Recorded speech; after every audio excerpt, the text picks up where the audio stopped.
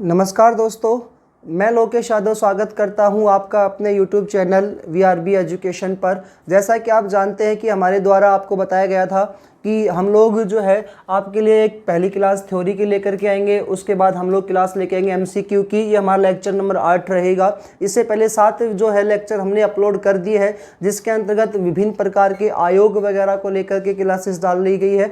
तो आप उनको स्टैटिक जीके के अंतर्गत ही पहले क्लास हमने स्टार्ट की थी, तो उनको भी आप कंटिन्यू देखिएगा ताकि आपका बेसिक जो है वहाँ से क्लियर हो सके और अपनी पढ़ाई को आप निरंतर रखिएगा, कंटिन्यूटी देते रहिएगा। यही उम्मीद के साथ दोस्तों हम आपसे ये सहयोग चाहिएगा कि आप हम लोग जो आपके लिए मेहनत कर रहे हैं, आप उस मेहनत को डबल से ट्रिपल मुकाम पर पहुंचाते हुए अपने लक्ष्य को प्राप्त करें और आपके शरीर पर आपकी बार वो वर्दी दिखे, वो जुनून दिखे। और उस वर्दी के लिए ही ये तैयारी करनी है, उसी के लिए अपना भविष्य बनाना है। तो उसी भविष्य के आपके भविष्य को हम याद रखते हुए आप लोगों के लिए कंटिन्यूटी वीडियोस जो है वो यहाँ पर डाल रहे हैं। फिर भी इसकी समय कुछ मिस्टेक्स वगैरह हो जाती है, तो उसके लिए आपसे क्षमा याचना करते हैं। फिर भी आप कमेंट बॉक्स में जाकर के आप जिस भी टॉपिक को लेकर के वीडियो चाहते हैं तो उसके लिए हम आपको यहाँ पर व्यवस्था कर दी जाएगी। अब अपन बात करते हैं, इससे हमने थ्योरी वाली क्लास जो है वो सुबह ही डाल दी थी। इसके बाद आती है इसकी MCQ की क्लासेस। तो MCQ की क्लासेस को अब लेकर चलते हैं अपन। इसका पहला क्वेश्चन था, भारत में हरित क्रांति का जनक किसे कहा जाता है। तो भाई भारत में हरित क्रांति का जनक किसे कहा जाता है। आप जानते हो डॉक्टर MS स्वामीनाथन जो केरल के थे, कृषि वैज्ञानिक थे, इन्हें कहा जाता है भारत में हरित क्रांति का जनक। यदि बच्चा आपसे पूछ ले विश्व में हरित क्रांति का जनक कौन है, तो डॉक्टर नॉर्मन बोरलॉग को कहा जाता है विश्व में हरित क्रांति का जनक। क्रांति की शुरुआत, हमें क्रांति की जरूरत क्यों पड़ी भाई, कृषि संबंधित क्रांति टॉपिक था, तो हमें क्रांति की शुरुआत क्यों पड़ी। तो भाई शुरुआत करने की जरूरत इसलिए पड़ी ताकि हमें अत्यधिक बीजों जो हमारे पास जो बीज आए उसको अंकुरित बीज हो सके, उनसे अत्यधिक हमें उपज प्राप्त हो सके, अच्छा धन वगैरह प्राप्त हो सके, अच्छी फसल हो सके। तो ये प्राप्त करने के लिए, रासायनिक कीट वगैरह प्राप्त करने के लिए, खाद बीज भंडार प्राप्त करने के लिए, इस सब के लिए हमें क्या पड़ी, क्रांति की जरूरत पड़ी। नवीन उद्योग, नवीन प्रकार से आधुनिकरण हो सके, नवीन खोज हो सके, आविष्कार हो सके, प्रौद्योगिकी का विकास हो सके, अनुसंधान का विकास हो सके, ये सबको प्राथमिक देना ही क्रांति का क्या था, मुख्य लक्ष्य हुआ करता था। तो सबसे पहले शुरुआत हरित क्रांति की होती है, इसलिए पहला क्वेश्चन हमने हरित क्रांति को लेकर के बनाया है। हरित क्रांति की शुरुआत डॉक्टर नॉर्मन बोरलॉग के द्वारा की गई थी, जो अमेरिका के एक कृषि वैज्ञानिक हुआ करते थे। उन्होंने HYVS करके और भाई अत्यधिक उपज प्राप्त करने के लिए चावल की किस्मों पर इन्होंने प्रयोग किया था। सबसे पहले प्रयोग 1960 में उन्होंने मैक्सिको में किया था, फिर बाद में उन्होंने फिलीपींस वगैरह में किया, और फिर उसी को लेकर के भारत में लेकर के आई डॉक्टर MS स्वामीनाथन। कहाँ के थे, केरल राज्य के थे। तो भाई इन्होंने क्या था, यहाँ पर भारत में इसकी शुरुआत की थी। इन्हें पद्म भूषण से सम्मानित किया गया था 1972 में, जबकि डॉक्टर नॉर्मन बोरलॉग को 1970 में नोबेल अवार्ड से सम्मानित भी किया गया था।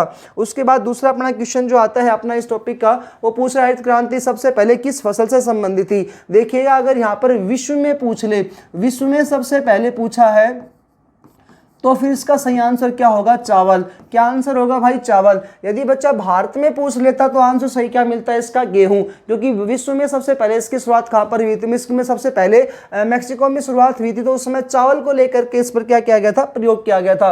अगला क्वेश्चन आता है, विश्व में हरित जो क्रांति है इसके जनक किन्हें कहा जाता है। तो अभी इसके बारे में डिस्कस किया ही था, डॉक्टर नॉर्मन बोरलॉग को, जो अमेरिका के हैं, इन्होंने भाई यहाँ पर क्या किया था, हरित क्रांति की शुरुआत की थी। इस कारण से इन्हें 1970 में एक अवार्ड से सम्मानित किया गया था। उस अवार्ड का नाम आता है नोबेल अवार्ड से भी इनको सम्मानित किया गया था, ताकि अत्यधिक बीज वगैरह प्राप्त कर सके, अत्यधिक हमें अनाज से जो फसल से फायदा हो सके। कौन सा, बागवानी फसलों से संबंधित है। बच्चा बागवानी फसल जो होती है इसमें सभी को किस किस को शामिल किया जाता है, तो फल को शामिल किया जाता है, सब्जी को इसमें शामिल किया जाता है, और इसके अंतर्गत शहद वगैरह को भी इनमें बागवानी फसलों को भी इसमें शामिल किया जाता है। तो ये जो बागवानी फसलें, जो फल सब्जी जो आती है, इसके अंतर्गत हम क्या करते हैं, तो यहाँ पर भाई एक क्रांति बनाई गई थी। उस क्रांति का क्या नाम होता है, स्वर्ण क्रांति। क्या नाम आता है बच्चा, स्वर्ण क्रांति आती है। वो इन तीनों से ही क्या होती है, संबंधित है, बागवानी फसलें, फल सब्जी, और एक मैंने छोड़ दिया शहद, हाँ जी शहद। तो इन सबसे रिलेटेड ही आता है भाई, ठीक है। उसके बाद नेक्स्ट क्वेश्चन अपना इसमें आता है, पांचवा क्वेश्चन है पीली क्रांति किससे संबंधित है। तो पीली क्रांति बच्चा ये तिलहन से संबंधित आते हैं। तिलहन ऑप्शन में ये रहा। इसके अलावा देखो सूरजमुखी भी बिल्कुल सही आंसर इसका हो सकता है, लेकिन इसमें बेटा सोयाबीन भी आता तो वो भी होता, अलसी आता, मूंगफली आता तो वो भी इसका सही आंसर होता। तो तिलहन से संबंधित कौन सी क्रांति आती है यहाँ पर? पीली क्रांति आती है। रजत क्रांति का संबंध बच्चा किस संबंधित आता है? आप जानते हो रजत क्रांति का जो जनक है वो भारत की प्रधानमंत्री श्रीमती इंदिरा गांधी को कहा जाता है। तो बच्चा रजत क्रांति जो थी उन्होंने इसमें माफ कीजिएगा अंडा उत्पादन में इन्होंने क्या किया था? सर्वाधिक विस्तार करने के लिए इन्होंने ये क्रांति की क्या की थी? शुरुआत की थी। 7वां क्वेश्चन आता है नीली क्रांति। तो बच्चा नीली क्रांति जो आती है मत्स्य उत्पादन संबंधित आती है। मछली के उत्पादन से संबंधित कौन सी क्रांति आती है? तो वो आती है आपकी यहाँ पर नीली क्रांति। लेकिन आपसे पूछ ले झींगा मछली से संबंधित कौन सी आती है? तो उसका सही आंसर होगा गुलाबी क्रांति। यहाँ पर क्या पूछा है? सिर्फ नीली क्रांति को लेकर के। पीली की जो क्रांति है इसका जनक किसे माना जाता है?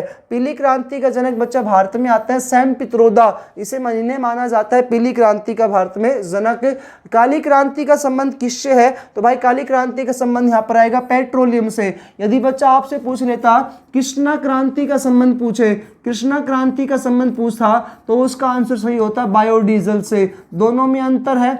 बायो कृष्णा यदि पूछे कृष्णा क्रांति तो बायोडीजल, और बच्चा आपसे पूछे काली क्रांति तो आंसर क्या आ जाएगा यहाँ पर? पेट्रोलियम से संबंधित है। उसके बाद हरित क्रांति की शुरुआत किस पंचवर्षीय योजना के दौरान हुई थी? तो भाई तीसरी पंचवर्षीय योजना के दौरान इसकी शुरुआत हुई थी, और इसकी शुरुआत हुई थी 1966 से 67 में और समाप्त हुआ था 1978 में। इसे कहते हैं योजना काल या अवकाश काल में इसकी शुरुआत हुई थी। MS स्वामीनाथन के द्वारा इसकी स्थापना की गई थी भारत में।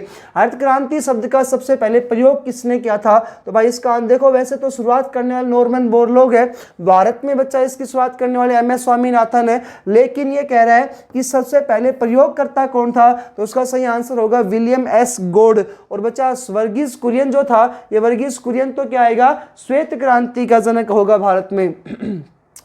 हरित क्रांति के जनक नॉर्मन बोरलॉग किस देश के थे? तो सही आंसर होगा इसका अमेरिका के थे वो। भारत में हरित क्रांति का सर्वाधिक प्रभाव किस फसल पर पड़ा था? ये बिल्कुल सही आंसर है। क्वेश्चन पूछा है भाई, तो पहले तो हमने देख लिया था, पहला क्वेश्चन आया था वो चावल से संबंधित था, विश्व में था, लेकिन ये किससे पूछा है? सिर्फ भारत से। तो भारत से पूछे तो बेटा सबसे सही आंसर क्या होगा? गेहूं। और दूसरे नंबर पर क्या आता है? इसमें चावल आता है। अगला क्वेश्चन आता है इसमें 14 हरित क्रांति के लिए भारत में आरंभिक साइट के रूप में, आरंभिक साइट यानी सबसे पहले इसको किस में लागू किया गया था? तो भाई सबसे पहले किस क्षेत्र में लागू किया गया था? किस राज्य में लागू किया गया था? पंजाब राज्य में इसको लागू किया गया, फिर बाद में यूपी और फिर हरियाणा में भी इसको लागू कर दिया गया था। 15 नंबर क्वेश्चन आता है श्वेत क्रांति किससे संबंधित है? तो सही आंसर होगा दुग्ध उत्पादन से संबंधित आती है यहाँ पर श्वेत क्रांति। उसके बाद अगला क्वेश्चन आता है अमृत क्रांति किस संबंधित है? अमृत यानी बच्चा नदी में क्या निकलता है? अमृत निकलता है। तो नदी जोड़ो परियोजना, नदी जोड़ो परियोजना संबंधित यहाँ पर कौन सी क्रांति आती है? अमृत क्रांति। स्लेटी क्रांति आती है, सीमेंट से संबंधित है। उसके बाद नेक्स्ट क्वेश्चन है सभी क्रांतियों पर नजर रखने के लिए, यानी जितनी भी क्रांति हुई पीली, नीली, गुलाबी, लाल, स्वर्ण, रजत, गोल्ड, धूसर, काली, सारी जितनी भी क्रांति, सेफ्रॉन, गंगा, ग्रीन गोल्ड, सूर्योदय क्रांति, हरित क्रांति, श्वेत क्रांति, सब क्रांतियों के ऊपर नजर रखने के लिए कौन सी क्रांति बनाई गई थी? भाई इंद्रधनुष क्रांति बनाई गई थी। सब क्रांतियों पर नजर रखना और सभी क्रांतियां सही तरीके से चल रही है नहीं चल रही, ये क्रांति कौन सी नजर रखेगी? इस पर इंद्रधनुष क्रांति रखेगी। वेरी वेरी इंपॉर्टेंट क्वेश्चन है। झींगा मछली से संबंधित कौन सी क्रांति आती है? तो बच्चा गुलाबी क्रांति आती है झींगा मछली से। गुलाबी क्रांति सिर्फ झींगा मछली नहीं बल्कि प्याज से भी संबंधित है। उसके बाद नेक्स्ट क्वेश्चन पूछा गया है योजना अवकाश में कौन सी क्रांति की शुरुआत हुई थी? तो भाई योजना अवकाश काल में हरित क्रांति की क्या हुई थी? शुरुआत हुई थी। इसे सदाबहार क्रांति के नाम से भी जाना जाता है, और सदाबहार क्रांति जो कहने वाले जो व्यक्ति थे उनका नाम भाई यहाँ पर था डॉक्टर MS स्वामीनाथन। तो हरित क्रांति को अपन क्या कह सकते हैं? सदाबहार क्रांति। ये भी आया हुआ क्वेश्चन है। और सदाबहार क्रांति जो कहने वाले व्यक्ति जो थे उनका नाम है MS स्वामीनाथन। उन्होंने इसको क्या नाम दिया था? सदाबहार क्रांति का नाम भी दिया था। अगला क्वेश्चन है इलेक्ट्रॉनिक उद्योगों के लिए कौन सी क्रांति है? तो भाई यहाँ पर आता है सूर्योदय क्रांति, या इसे अपन कह सकते हैं सनराइज क्रांति। आंसर होगा सही आपका सनराइज क्रांति, या इसे अपन कहेंगे सूर्योदय क्रांति। गोल क्रांति आती है भाई किस संबंधित? आलू से संबंधित। डेयरी क्षेत्रों का बढ़ावा देने के लिए कौन सी क्रांति स्थापित की गई? तो भाई श्वेत क्रांति। अब आप जानते हो डेयरी में क्या आता है भाई? दूध आता है। तो दूध जो आएगा वो भाई इससे क्या होता है, दुग्ध उत्पादन होगा। और दुग्ध उत्पादन, दूध कैसा होता है, सफ़ेद होता है, ये हो जाएगा आपका दुग्ध उत्पादन। इसमें क्वेश्चन आता है भाई, इसमें 22 क्वेश्चन है, 22 जो क्वेश्चन आता है वो आता है डॉक्टर नॉर्मन बोरलॉग को नोबेल अवार्ड किस क्षेत्र में दिया गया था? तो हरित क्रांति के क्षेत्र में दिया गया था, या वैसे स्थान पूछे तो सेवा क्षेत्र में इनको भाई उसमें दिया गया था। 1970 में भाई इनको क्या मिला था, ये नोबेल अवार्ड से सम्मानित किया गया था। ठीक है जी, ये आपका कुछ क्वेश्चन थे एमसीक्यू को लेकर के जो हमारे द्वारा यहाँ पर कंप्लीट कर दिए गए हैं। आप अपनी तैयारी को एक नया मुकाम देते हुए अपने उन दोस्तों के साथ इन वीडियो को शेयर करते चलिएगा जो अभी भी वीआरबी एजुकेशन से नहीं जुड़े हैं, ताकि वो अच्छे से सफलता को प्राप्त कर सके। मिलते हैं दोस्तों अन्य वीडियो में। जय हिंद, जय भारत।